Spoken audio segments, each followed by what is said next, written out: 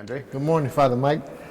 I thought I would talk with you a little bit about knowledge, about things and how we know things. And so I wanted to tell you, the first thing is, there's a branch of philosophy called epistemology. Epistemology? Epistemology, yeah. So it's from epistas, it's a Greek word. It means the thing stands. So it's really the question of how do we know we can trust something, that the information is credible, right? Mm-hmm. And so I've been thinking about that, and I've been thinking about how we know things, for sure. So I wanted to give you some examples of goofy stuff. This is just goofiness. So this here, this is a fancy watch. You can take a picture of it later. This one here, you push this, and then you get your workout. So it says Fit Workouts, and then I go for a bike ride in my little town. On my bike ride, it tells me like how many heartbeats I have, how far I've gone, how many calories. You see these? It's like there's like another one, Apple Watch or something does that, right? Yeah, yep. They do like Apple Health and stuff like that. Yeah, yeah. Well, this thing, something's wrong with the roads in my town, because I go on a bike ride one time and it's 7.2 miles, and I go the next time it's 5.1 miles. So something's happening to my roads, right? Something's going on. I'm going the exact same route, and my roads are shrinking. According to that watch, it is. Yeah, so either the roads are changing shape or something's going on with this, right? Yeah. And I think it's most likely this, because it's electronic and it's working off of GPS, and sometimes in my town people lose cell signal. Mm-hmm. When you lose cell signal, you don't have a GPS anymore in your phone, right? Yeah. So I think that's what's going on with this goofy thing. But I got to thinking about electronics and old school stuff. You know, we have these wireless mics. I prefer wire mics much better, right? Yeah. Because the battery never dies, right? Mm-hmm. And you know you're plugged in. Yeah. So then I thought about medicine and how you might know things. So these are two thermometers, right? See this one? This one is electronic. Mm-hmm. And this one is old school. You've seen these before, right? Yeah. There's a joke. I haven't seen one in a while, but I remember seeing them. But so my nephew, who's a doctor, which one of these do you think he trusts more? The digital one or this old school one? I got a hunch. That he prefers the old school.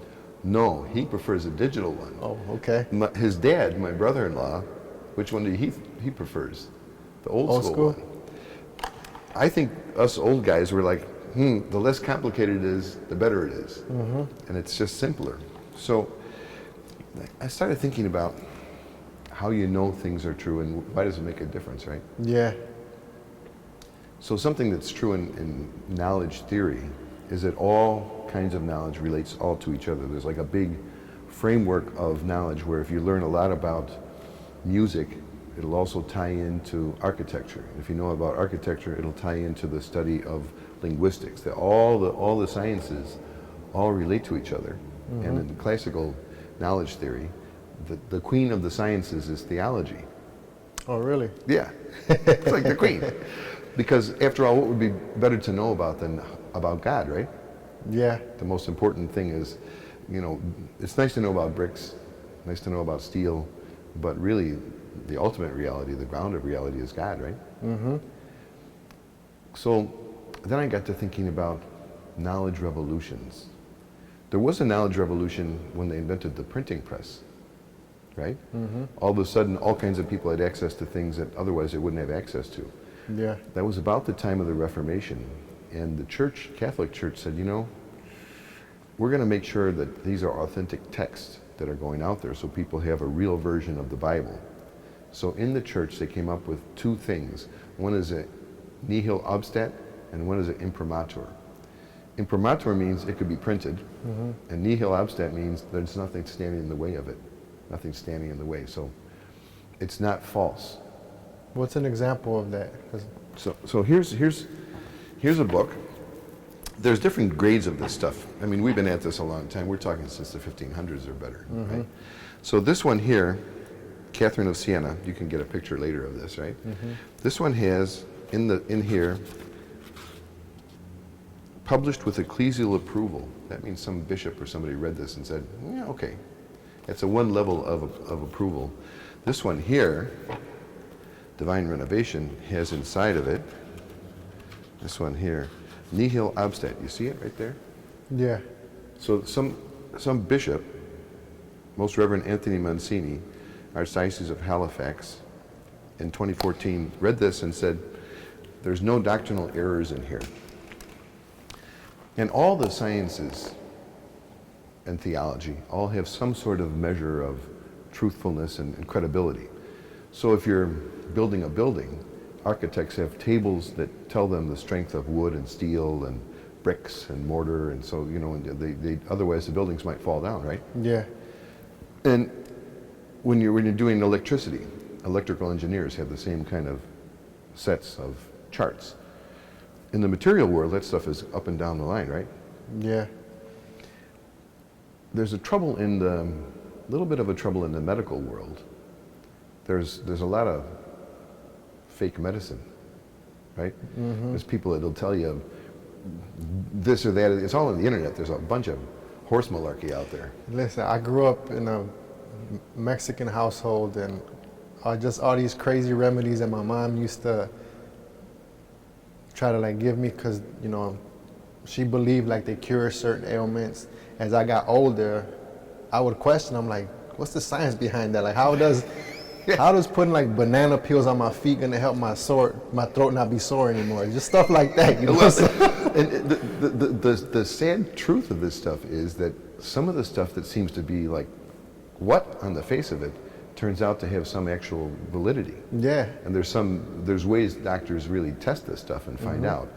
And they have the same kind of charts that they know this is true, and this is not true. But it's hilarious, the stuff that gets out there. Yeah, because some of the stuff that you think is like crazy, there's no way. They do have like studies where there is proof. And my question is like, just now that I'm older, like I'm more curious, just show me the proof, just so I can feel more comfortable and I could be more aggressive. It's like, okay, next time I'm having this issue, I know what to do and I know why it works. And one of the goofiest things I ever heard, and it's just like, what are you talking about? You've heard of placebos, right? Yeah. Placebo is like a sugar pill you give somebody and it's supposed to cure their whatever. It turns out that placebos actually have an effect in people. Some people get better from a placebo. It's like, what? And as it turns out, the more expensive the placebo, the better it makes you. So your $200 sugar pill cures you better than the $50 sugar pill. It's like, what are you talking about? I remember I had injured my knee a while back, and it was a meniscus tear, and I was reading up on like treatment for it, and how a lot of doctors were saying like it's better to just let it heal because there's not that much of a difference. They did the placebo test where they had a study where, you know, they brought patients in, they gave this group the actual meniscus, they patched it up, and the other group, you know, they made the little punctures in their knee, but they didn't do anything to the knee. And they both tell them, you know, just rehab, and there really wasn't that much of a difference. So just like, it's crazy how like, because mentally you're thinking that you received something, that something's working in there, but it's like, they really didn't give you anything, it's like in your mind. So it's always interesting to me. It's strange stuff. And I suppose, you know, why does this make any difference is got to be a question that you ask eventually, right? So what about truth and knowledge and truthfulness? I was listening last week, or a couple of weeks ago, to one of the governors, and somebody had gathered up a bunch of people in a space, and the governor got on the TV and said, this kind of defiance will not be tolerated. There will be consequences. And I thought, consequences? Was he talking about police? And he is. He's talking about coercion. So coercion is one way you get people to behave a certain way. You have a gun, right? You do this. I got the gun. You don't. You do it. Get on the floor. You're gonna get on the floor. I'm on the floor. Yeah. The opposite of coercion is persuasion, right? And it's a better way. The trouble, though, with persuasion is you have to use words, and this goes back to the question of truth.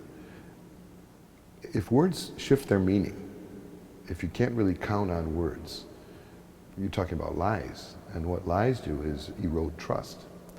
And once words don't have a common meaning anymore, then you can't use persuasion to convince someone because they just won't believe it. Then the only thing left is coercion.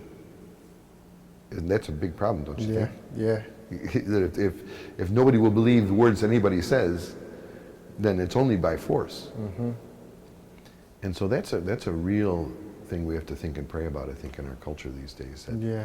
you know, and I suppose a couple of things, you know, to think of. When I hear things on the news or on the internet, see things on the internet, how much credence do I give to those things? Do I really believe it? Or do I wait and say, does it seem true to me?